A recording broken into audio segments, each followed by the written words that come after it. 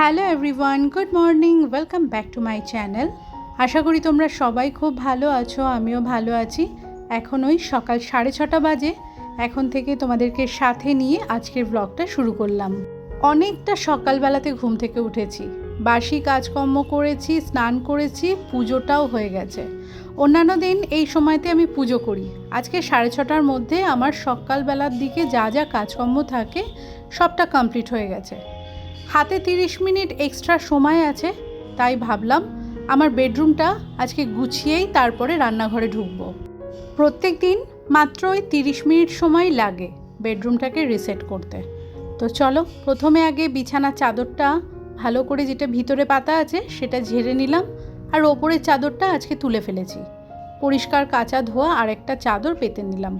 ভিতরের চাদরটা আগামীকাল বদলে ফেলবো। সংসারের কাজগুলো যখন একা হাতেই আমি গোছাই, তখন নিজের সময় মতো কাজগুলোকে করে নিলে পরে বেশ ভালো হয়। সকালবেলাতে আমার এই খাটের এখানকার জানলাটা দিয়ে এত সুন্দর রোদ আসে। ঘুম থেকে ওঠার পরে যখন জানলার পর্দাটা সরিয়ে দিই, তখন আলোতে এই ঘরটা একদম ঝলমল করে ওঠে। তবে এখনকার যা ওয়েদার, খুব বেশি রোদের তাপটা যখন ঘরে আসে তখন কিন্তু খুব গরম লাগে। আমি ঘরের মধ্যে খুব একটা জিনিসপত্র রাখতে পছন্দ করি না।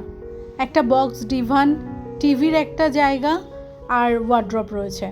আর এই বক্স ডিভানটার মধ্যে আমার প্রচুর জিনিসপত্র আছে। যত রকমের বিছানাপত্র, কম্বল, কাঁথা, দোহার, যাবতীয় যা গায়ে ঢাকার জিনিস, কিছু শীতের পোশাক, কিছু এক্সট্রা জামাকাপড়, সব কিছু এই বক্স ডিভানের মধ্যে ভাগে ভাগে গোছানো আছে। আর আমার ওয়ার্ড্রপটা তো তোমরা দেখেছোই, একটার মধ্যে ওপর নিচ করে আমার আর বাবুর ভাগ করা, আর একটা ওয়ার্ড্রপ সম্পূর্ণটা মামামের। মাঝখানে ড্রেসিং টেবিল রয়েছে। যাবতীয় যা সাজগোজের জিনিস সব ড্রেসিং টেবিলের মধ্যে ঢাকা অবস্থাতেই থাকে। ড্রেসিং টেবিলের নিচে দুটো ছোট ছোট ক্যাবিনেট করা রয়েছে। ওইখানে একটা দিকে সমস্ত ওষুধপত্র থাকে। ওটা আমার বলতে পারো ওষুধেরই জায়গা। আমি ওরকমভাবেই ভাগ করে নিয়েছি। আর একটা সাইডে যে পাল্লা রয়েছে, তার মধ্যে ঘর সংসারে এসেন্সিয়াল কিছু জিনিসপত্র থাকে। কত জিনিস আমাদের সংসারে থাকে। প্রচুর তালা চাবি, সেটা আমি ওইখানটাতে রাখি। আয়রনটা ওখানে থাকে, extra hanger, hot water bag, আমাদের যত ফোন আছে সেই সমস্ত ফোনের চার্জার, আরও পুরনো ফোনের এক্সট্রা চার্জার, ক্যামেরার কর্ড, ক্যামেরার যত সমস্ত তার, ল্যাপটপের জিনিসপত্র, তার ব্যাটারি, সব কিছু ওই ক্যাবিনেটটার মধ্যে থাকে। ওই জায়গাটা আমি ওই জন্যেই ভাগ করে রেখেছি। এই যে আমার ওয়ার্ড্রপের নিচে যে কাঁচ দিয়ে ঢাকা শোকেসটা রয়েছে, এইখানে আমাদের ইম্পর্ট্যান্ট ডকুমেন্টস, কিছু এক্সট্রা ডায়েরি, কিছু গল্পের বই, এই সমস্ত দিয়ে গোছানো আছে। ঘর ছোট হোক কিংবা বড় হোক, প্রত্যেকটা জিনিসের জন্য যদি একটা একটা করে জায়গা ফিক্সড করা যায়, তাহলে কিন্তু ছোট কিংবা বড় যেমনই জায়গাতে হোক না কেন সুন্দরভাবে কিন্তু গুছিয়ে রাখা যায়। অগোছালোটাও কম হয়। জায়গা থেকে নিতে হয়, আবার সেই সময়তে ওই জায়গাতেই রেখে দিতে হয়। আমার টিভির নিচে যে কালো কাঁচটা আছে, সেই কাঁচের ওপরে একটা স্টিলের ছোট্ট বাটি, জানি না তোমরা খেয়াল করতে পারছো কি না, এই মুহূর্তে ওইখানে রয়েছে। কালকে রাত্রিবেলাতে মাম্মাম ওটা ড্রেসিং টেবিলের ভিতর থেকে বের করেছে। ওটা হচ্ছে আমার কয়েনের বাটি। প্রচুর কয়েন জমে। বাবু এসেও ওই বাটিটার মধ্যে রাখে, মাম্মাম বেরোও সেও এসে ওই বাটির মধ্যে রাখে। খুচরো পয়সা সমস্ত কিছু ওই বাটির মধ্যেই থাকে। আর ওই বাটিটা ধরে নিয়ে আমি ড্রেসিং টেবিলের ভিতরে রেখে দিই। রাত্রিবেলাতে মাম্মাম কিছু বার করেছে, ওখান থেকে পয়সা ওর লাগবে, সেটা বের করে নিয়ে বাটিটা ওই টিভির ওখানেই রেখে দিয়েছে। এখন এই সকালবেলাতে আমি যখন ঘরটা গোছাচ্ছি, বাটিটা নিয়ে আবার ড্রেসিং টেবিলের মধ্যেই রেখে দেবো। সারাদিন ধরে কিন্তু আমরা ঘর বাড়িগুলো গোছাই, রাত্রিবেলাতে আবার কিন্তু অগোছালো হয়েই যায়। দিনের বেলাতে আবার আমরা সেই জিনিসগুলোকে আবার গুছিয়ে নিই। কাজটা শুনতে একঘেয়ে মনে হলেও একটা পরিষ্কার পরিচ্ছন্ন সুন্দর গোছানো ঘর দেখলে পরে যে মানসিক শান্তিটা আমরা পাই, তার জন্যই কিন্তু এই কাজ। 30 থেকে ঠিক 40 মিনিট মতো লাগলো। এখন 7:10 বাজে। চলে এসেছি রান্নাঘরে। প্রত্যেক দিন এই গরমের সময়তে তো আমি 7টা সাড়ে 7টার মধ্যে কিচেনে আসি। শীতকালে সেটা ওই 8টা সাড়ে 8টা হয়ে যায়। আর এই যে সঠিক টাইমেই রান্নাঘরে চলে এলে পরে কিন্তু কাজগুলোও সঠিক টাইমে শেষ হয়। আমি সব সময় স্টেপ বাই স্টেপ কাজ করাটা তো পছন্দ করি, ঠিক কথাই, তারই সাথে ঘড়ি ধরে টাইম বেঁধে কাজ করি। এখন সকাল 7:10 বাজলেও সংসারের অনেকগুলো কাজ আমি শেষ করতে পেরেছি একমাত্র একটাই কারণে, ভোরবেলাতে ঘুম থেকে উঠেছি। আমার বাসনপত্র তো ডিশওয়াশারে মাজা হয়, কিন্তু কিছু হালকা পাতলা বাসন থাকলে আমি তো এখানে কিচেনে মাজি। তো আমাদের এখানে যে মুদির দোকান আছে সেখান থেকে প্রিল লিকুইডের ছোট পাউচ আনা হতো। ওদের কাছে বড় কিছুই নেই, তো ছোট পাউচগুলো এক একটা 20 টাকা করে নিত। তো এই একটা প্রিলের আমি বড় পাউচ ব্লিঙ্কিট থেকে আনিয়েছি। 2 লিটারের এই পাউচটা দাম পড়েছে মাত্র 337 টাকা। হিসাব করে দেখলাম ওই 40 টাকা দিয়ে 200 ml কেনার পরে এখানে 337 টাকা দিয়ে যদি 2 লিটার পাওয়া যায়, সস্তা তো অনেকটা পড়েই। তার থেকে বড় কথা কি, ওই প্রতি মাসে মাসে আনতে আর লাগে না। রান্নাঘরে এসে কাউন্টারটাও, গ্যাসের ওভেনটা ভালো করে মুছে পরিষ্কার করে নিয়েছি। তারপরে ডিশওয়াশার থেকে বাসনগুলো খালি করে নিলাম। রান্নাবান্নার কাজ শুরু করার আগে আমি প্রত্যেক দিন ডিশওয়াশারটা খালি করি। তাতে করে কি হয়, কোনো বাসনের দরকার হলে তখন সেগুলো আর খুঁজে বেড়াতে হয় না। বাসনগুলো জায়গাতেই গোছানো থাকে। শুধুমাত্র রান্নাবান্না নয়, যে কোনো কাজের ক্ষেত্রেই কাজের সময়তে প্রয়োজনীয় জিনিসটা যদি হাতের কাছে না পাওয়া যায়, তাতে যেমন সময়টাও নষ্ট হয়, কাজ করতেও কিন্তু অসুবিধা হয়। ভাতটা বসিয়ে দিলাম। সকালে জলখাবারে বাবু ভাত খাবে, তার সাথে আজকে আমি আর মামামও ভাত খেয়ে নেব। তাই জন্য একেবারে ওই দুপুরের আর সকালবেলার জন্য ভাতটা গুছিয়ে বসিয়ে নিলাম। সকালবেলার খাওয়াটা হয়ে গেলে বাকি যেটুকুনি ভাত থাকবে ওটা হটপটে ভরে রেখে দিলে পরে দুপুরবেলা পর্যন্ত বেশ গরম থাকবে। চাল ধোয়া জলটা এবারে ওই গাছের গোড়াতে দিয়ে নিলাম। আর এই হলো আমার টমেটো গাছের ফুল। এবারে কয়েকটা কমেন্ট পড়ে নিই। আগের দিনের ব্লগে বৈশালীনা দিদিভাই কমেন্ট করেছো যে কী যে সুন্দর দেখতে তোমার বিছানার চাদরটা। অবশ্য তোমার চাদরের কালেকশন খুবই ভালো। পমফ্রেট কষা দেখতে খুব ভালো লাগছে। এটা আমার পছন্দের ডিশ। অপূর্ব কণ্ঠস্বর। থ্যাংক ইউ দিদিভাই, তোমার কমেন্টটা পড়ে খুব ভালো লাগলো। আমাকে সাপোর্ট করার জন্য, আমার পাশে থাকার জন্য অসংখ্য ধন্যবাদ তোমায়। অনেকটা ভালোবাসা রইল। রনি জি কমেন্ট করেছো যে ব্লগটা খুব সুন্দর হয়েছে দিভাই, হোয়াইট বেডশিটের লিঙ্কটা দিও, আমার খুব পছন্দের হোয়াইট বেডশিট। থ্যাংক ইউ বন্ধু, পাশে থাকার জন্য, আমাকে সাপোর্ট করার জন্য। আমি এর আগেও ট্যাগ প্রোডাক্টে ট্যাগ করেছি বিভিন্ন রকমের সাদা বেডশিট, তবে এক্স্যাক্ট যে বেডশিটটা আমি পাচ্ছি সেটার লিঙ্ক তো দেওয়া সম্ভব নয়, কারণ এটা আমি দোকান থেকে কিনেছি।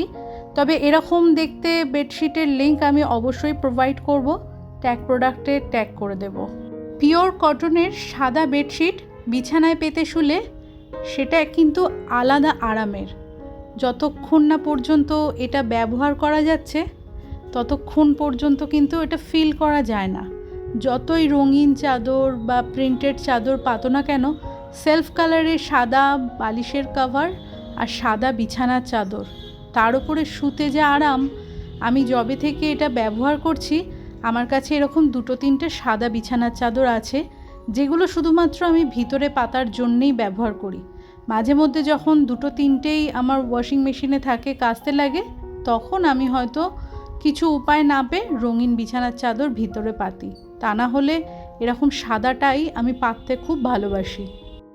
রত্না পাল দিদিভাই কমেন্ট করেছো যে খুব সুন্দর হয়েছে ব্লগটা। থ্যাংক ইউ দিদিভাই, খুব ভালো থেকো, অনেকটা ভালোবাসা তোমার জন্য।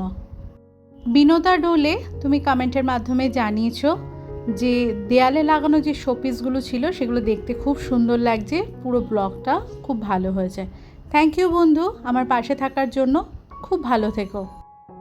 মুসুর ডালটা তো সিদ্ধ করে নিয়েছি, এবারে রাঁধুনি, পেঁয়াজ, রসুন, কাঁচা লঙ্কা দিয়ে ডালটা ফোড়ন দিয়ে নেব। মুসুর ডাল অনেক সময়তে কালো জিরে ফোড়ন দিয়ে, তো এরকম পেঁয়াজ ফোড়ন দিয়ে রান্না করো, রাঁধুনি ফোড়ন দিয়ে একবার ট্রাই করে দেখো, দুর্দান্ত স্বাদ হয়। এরই সাথে তোমরা যে সকল আমার নতুন বন্ধু আমার এই ব্লগটি দেখছো, আমার ব্লগের কোথাও যদি তোমাদের কোনো কিছু ভালো লেগে থাকে, তাহলে চ্যানেলটি সাবস্ক্রাইব করে তোমরা আমার পাশে থাকতে পারো।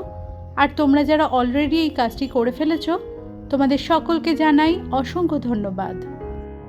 সকালবেলার সময়টাতে প্রত্যেক দিন খুবই তাড়াহুড়োর মধ্যে সময়টা কাটাই। যদি আগের দিনকে রাত্রিবেলাতে রুটি, সবজি কিছু বানানো থাকলো সেটা এক ব্যাপার, আর যদি তা না হয় তাহলে সকালে জলখাবার বানানো, ঘরদোর গোছানো, একদম এই সকালের সময়টাতে যতক্ষণ না পর্যন্ত জলখাবারের পাটটা আমার মিটছে ততক্ষণ পর্যন্ত দম ফেলবার ফুরসত নেই। ভোরবেলাতে তো ঘুম থেকে উঠি, তারপরে আর যাই হোক না কেন জানি সারাটা দিন ব্যস্ততার মধ্যে সময় কাটালে নিজেকে আমি একটুও সময় দিতে পারবো না। হালকা একটু এক্সারসাইজ করি, একমাত্র নিজের শারীরিক সুস্থতার কথা চিন্তা করে। সারাটা দিন সংসারের জন্য ভাবছি, নিজের জন্যও একটু ভাবতে লাগে। তাই জন্য ওই 40 থেকে 45 মিনিট সময় আমি নিজে ছাদে এক্সারসাইজ করি, ঘুরি ফিরি, বা যেদিনকে ব্যায়াম করতে ভালো না লাগে আমি চেয়ার টেনে নিয়ে রেলিংয়ের ধারে বসে থাকি কিংবা দাঁড়িয়ে থাকি। ভোরবেলার চারিদিককার ওই নিস্তব্ধ পরিবেশটা আমার ভীষণ ভালো লাগে। আর ঘুম থেকে প্রত্যেক দিন উঠে উঠে এমন একটা অভ্যাস হয়েছে, সকালের আলোটা ফুটলে পরেই আমি বিছানা থেকে না উঠে থাকতে পারি না। ছাদে বেরিয়ে যাই, ছাদে বেরিয়ে জানলার পর্দাগুলো সরিয়ে ছাদে ওখানে ঘোরাফেরা করি। তারপরে ওই বাসি কাজকর্ম ধীরে সুস্থে শুরু করি। সকালবেলার সময়তে প্রত্যেকটা মানুষেরই অ্যাক্টিভ হতে একটু সময় লেগে যায়, আর তাড়াহুড়োর মধ্যে যদি কাজকর্ম করি পরে বেলার দিকে এসে বড্ড ক্লান্ত লাগে। তাই জন্য সকাল সকাল হাতে একটুখানি সময় নিয়ে ধীরে সুস্থে আমি কাজকর্মটা করি। তারপরে স্নান করে পুজো সেরে এই সংসারের কাজে হাত দেওয়া, এটা তো আমাদের প্রত্যেক দিনের জীবন। তারই মাঝখানে যদি নিজের ভালো লাগার কিছু কাজ করি তাহলে দিনটা কিন্তু মনের মতোভাবে কাটে। ছোটোখাটো জিনিসের মধ্যে থেকে যদি আমরা একটু আনন্দ খুঁজে নিতে পারি তাহলে আমাদের প্রত্যেকটা দিন কিন্তু স্পেশাল হয়ে ওঠে। সকালে জলখাবারে বানালাম গরম গরম ভাত, পেঁয়াজ রসুন ফোড়ন দিয়ে মুসুর ডাল আর ডিমের অমলেট। এখন এই দুপুরবেলার জন্য চিকেন কষা বানাবো। ভাত ডাল তো বানানো হয়েই গেছে, শুধু চিকেনটা বানালেই দুপুরের কাজকর্মটা শেষ। আর এই চিকেন বানাচ্ছি এবেলা ওবেলা দুবেলার জন্য, বেশ সুন্দরভাবে হয়ে যাবে। আমরা প্রত্যেক গৃহিণী কিন্তু আমাদের সংসারে একই রকমের কাজ করে থাকি। সকালবেলাতে ঘুম থেকে ওঠার পরে বাসি কাজকর্ম করা, স্নান সেরে পুজো আচ্চা করা, সকালে জলখাবার বানানো, হাজবেন্ড বেরোবে বা ছেলে মেয়েদের স্কুলে যাবে সেই জন্য টিফিন তৈরি, দুপুরে রান্নাবান্না, কাচাকাচি তো আছেই, তারপরে ঘরদোর গোছানো, ডাস্টিংয়ের কাজ, এই সমস্ত কাজ কিন্তু আমরা প্রত্যেক গৃহিণীরাই করে থাকি। কিন্তু পরিবেশ পরিস্থিতি অনুযায়ী আমাদের কাজের ধরনটা একটুখানি বদলে যায়, সময়টা একটুখানি বদলে যায়। যেদিন যেরকম সুবিধা হয় সেই বুঝে কিন্তু আমরা প্রত্যেক গৃহিণী নিজের সংসারে কাজগুলোকে সুন্দরভাবে গুছিয়ে করার চেষ্টা করি। কারোর যদি হেল্পিং হ্যান্ড থাকে তাহলে একটু তাদের ব্যাপারটা সুবিধা হয়, কিন্তু আমাদের মতো যারা গৃহিণীরা আছো, যারা নিজেদের সংসারের কাজটা একা হাতেই করো, তাদের কাছে ব্যাপারটা একটু বেশি পরিশ্রমের হয়ে যায়।